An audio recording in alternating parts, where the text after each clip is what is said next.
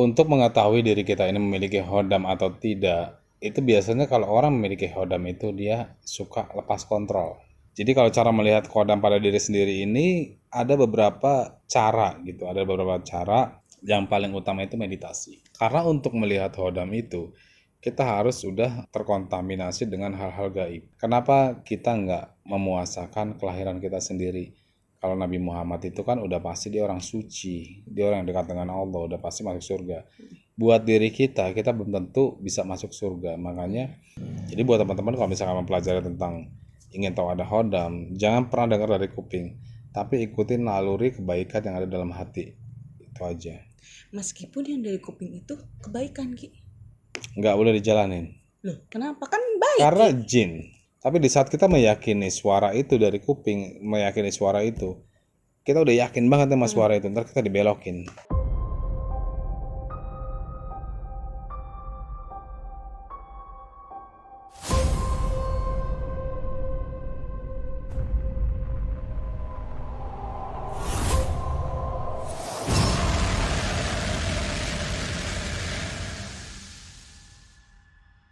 Assalamualaikum warahmatullahi wabarakatuh. Kembali lagi di Jejak Gentala. Udah lah ya, gak usah disebut nama. Udah kenal laki udah. Wih, siapa yang nggak tahu Ki Seno ya kan guys. Oke guys, malam ini kita akan membahas lagi tentang kodam, tapi kita akan jauh sedikit lebih dalam mungkin ya Ki.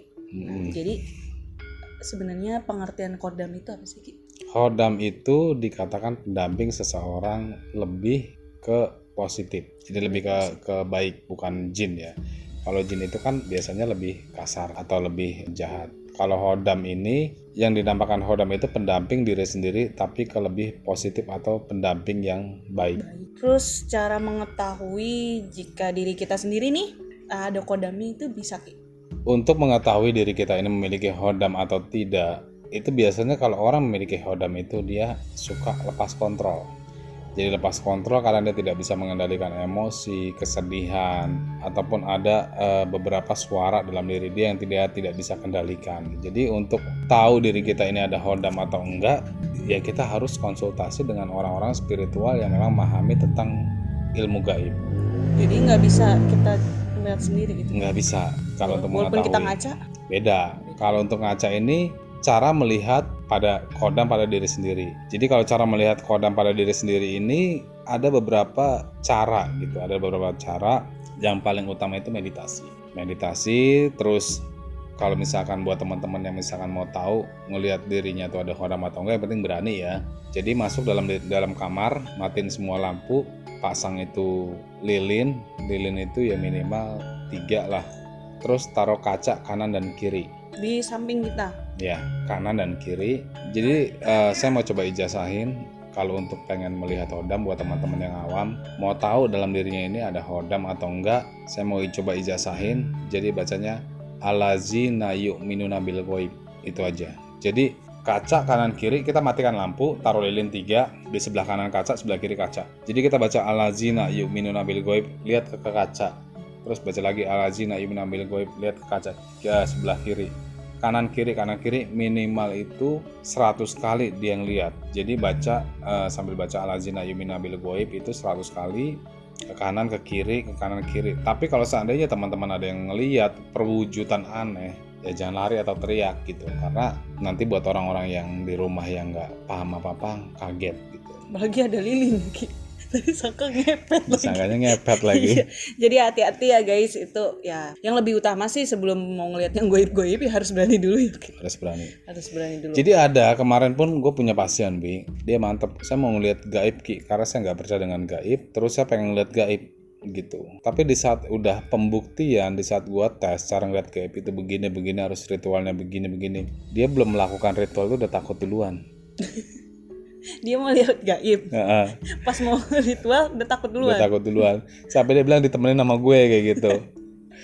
Ya kalau sekarang secara logikanya ya kalau untuk melihat hal gaib ya kita harus diri sendiri lah. Artinya meditasi sendiri. Kalau misalnya kita ditemenin sama orang ya otomatis kalau gaib itu atau jin, kalau power dari seseorang yang menemani ini lebih tinggi dia nggak akan keluar. Tapi kalau dia sendiri, gue jamin pasti keluar itu yang namanya gaib, kuntilanak. Jadi kalau misalkan lo mau lihat gaib, gaib ini nggak bisa dibuktikan. Gaib nggak bisa dibuktikan karena jenisnya udah namanya gaib.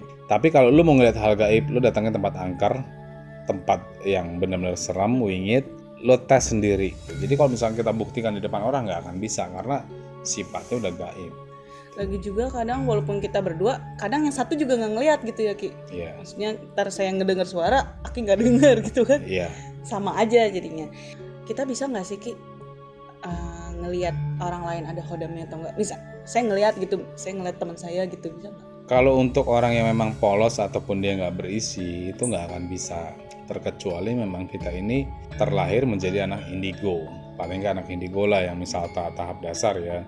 Atau orang-orang yang memiliki kemampuan atau spiritual. Kalau orang-orang yang awam dan polos, dia nggak akan bisa merasakan orang ini punya hodam atau enggak. Karena untuk melihat hodam itu, kita harus sudah terkontaminasi dengan hal-hal gaib. Ataupun ada koneknya itu ke dalam diri orang tersebut. Kalau kita misalkan polos nggak memiliki apa-apa, nggak akan bisa kita melihat hodam seseorang. Kurang peka kali ya kan. Nggak akan peka. Kan tadi ya Ki, kalau mau ngelihat kodam tuh yang pakai 3 lilin, tengok kanan kiri gitu ya Ki. Nah kalau misalnya saya nih, saya mau pelajari lebih dalam biar bisa sekalian mungkin bisa ngobrol mungkin ya sama kodamnya, biar bersatu gitu, itu bisa Ki? Bisa. Ini gue lagi ngobrol sama hodam. Goib dong saya guys. Gue lagi ngobrol sama hodam ini sebenarnya.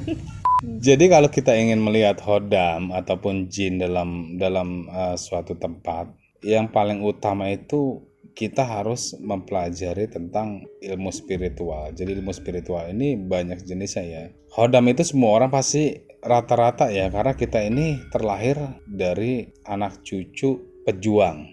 Dan orang-orang dulu itu nggak mungkin kalau nggak sakti. Jadi kita ini pasti punya keturunan. Yang menjadi permasalahan di sini kalau untuk mempelajari hodam, untuk orang-orang awam itu tadi kan dia udah dikasih tahu ya cara melihat hodam itu dengan cara dia ada lilin 3, kaca kanan kiri kayak gitu. Kalau untuk lebih dalamnya, ya kita harus dengan media puasa.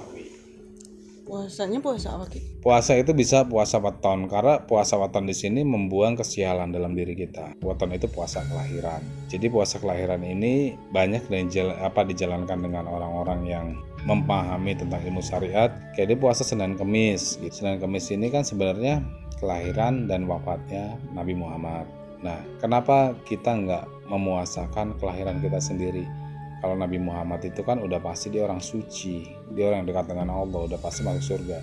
Buat diri kita belum tentu bisa masuk surga, makanya kita harus mengadakan pembersihan ruh. Pembersihan ruh itu dengan cara apa? Puasa weton. Terus kalau misalnya nih, saya mau puasa weton gitu, itu ada niatnya?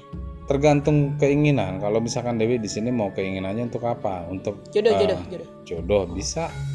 Berarti ya Allah saya niat puasa weton buat jodoh, gimana gitu? Bener. Ya Allah, saya niatkan puasa weton ini untuk mendapatkan jodoh yang lebih baik. Misalkan punya cowok yang nggak baik dulu, yang lebih baik dan menjadi imam dalam rumah tangga. Mantan saya nonton ini. Kalian semua baik.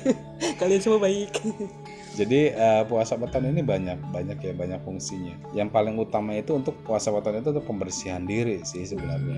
Jadi niat puasanya ya bebas ya, mau ke duniawi mau surgawi. Kok surgawi? Duniawi apa sih Ki? Duniawi dan akhirat. Oh ya, duniawi dan akhirat. Dunia dan akhirat. Ya, dunia dan akhirat itu bebas ya Ki. Jadi gitu guys, mungkin kalian mau coba, tapi itu perlu pendampingan seorang guru Ki. Perlu lah. Segala sesuatu hal kalau kita belajar itu kita harus memiliki guru. Jadi kalau kita nggak bisa menjalankan sesuatu hal tanpa guru, karena yang ditakutkan ini mencong ataupun nikung. Gelok ya. Belum lagi kita gelok ya. Tuh guys, jadi hati-hati kalau mempelajari sesuatu, apalagi ilmu spiritual. Jadi kalau ilmu spiritual menurut saya serem-serem gimana? Maksudnya serem-serem gimana tuh karena yang hak dan batil tuh tipis banget ya Ki, takutnya nanti malah jadi yang kemana-mana ya kan. Jadi kalian perlu banget guru guys. Nah untuk kalian nih yang mau tanya-tanya itu boleh banget di komentar. Terus jangan lupa tonton video ini sampai habis, oke? Lanjut ke pertanyaan berikutnya Ki. Ada nggak sih amalan atau ini pas puasa weton nih Ki? Hmm. Itu puasa doang apa ada amalannya? Apa kita berzikir lah saban hari gitu?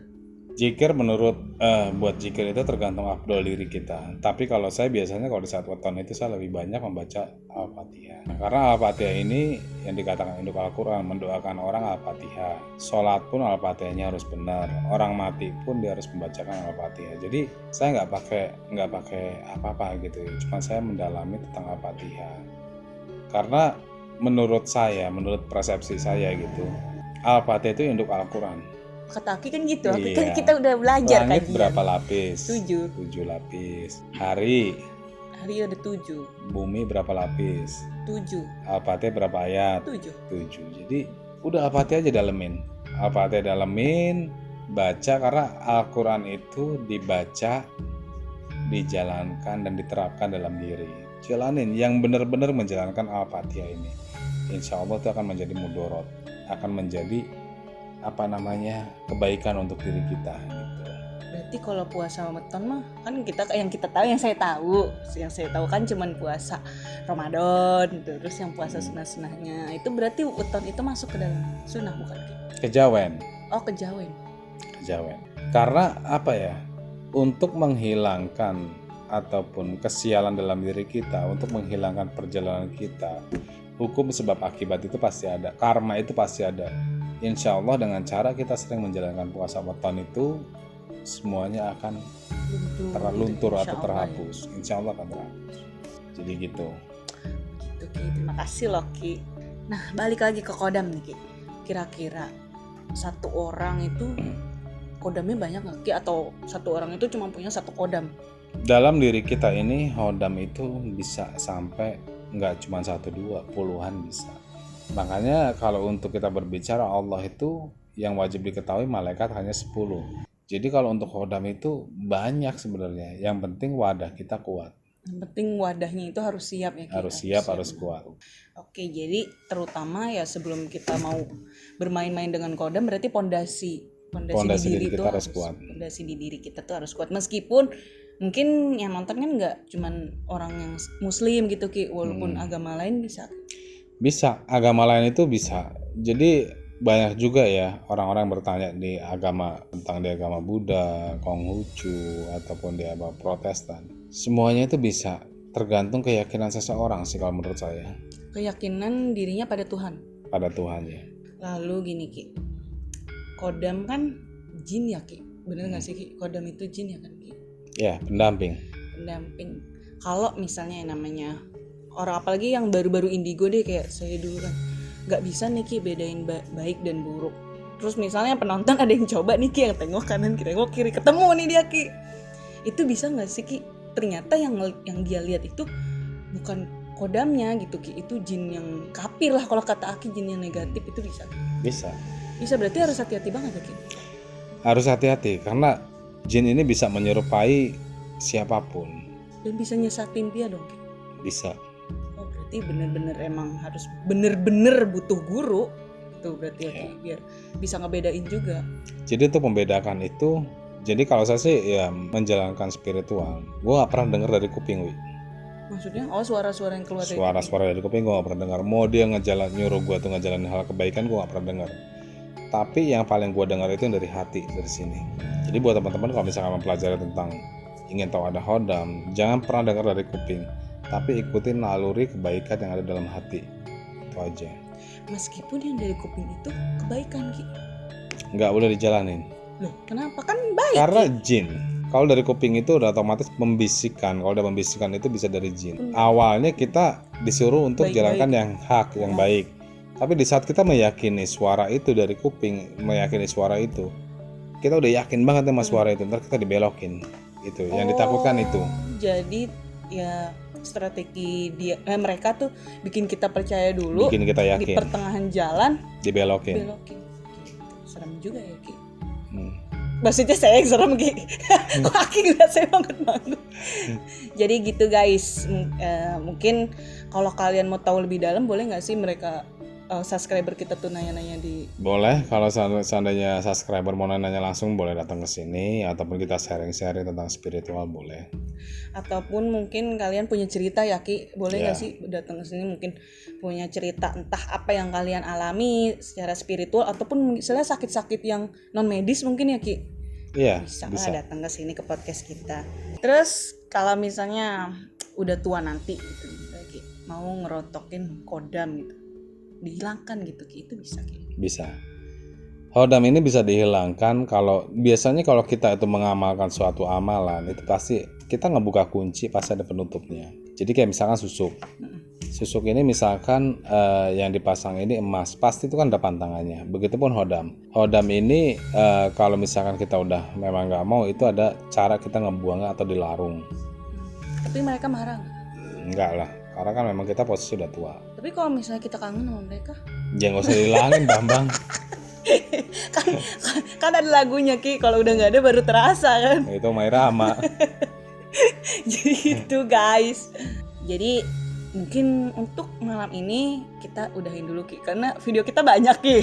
Cuman mereka kagak upload Ki, saya mah Iya. heran Ki.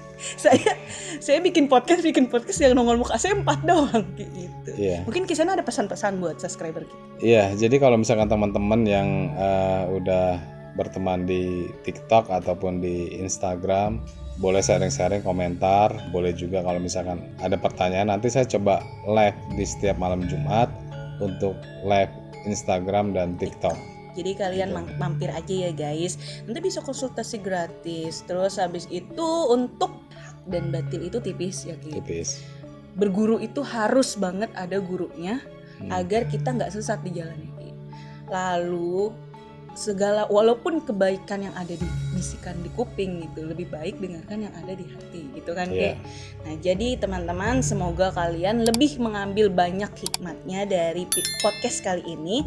Juga kalau misalnya ada buruk-buruknya ya jangan diambil lah guys. Pokoknya tungguin kita di live TikTok, kalian bisa konsul gratis loh ya kan. Kapan lagi konsul sama Chris Herno ya kan. Oke, cukup sekian malam ini. Wassalamualaikum warahmatullahi wabarakatuh. Waalaikumsalam warahmatullahi wabarakatuh. Jangan lupa like, comment, dan subscribe.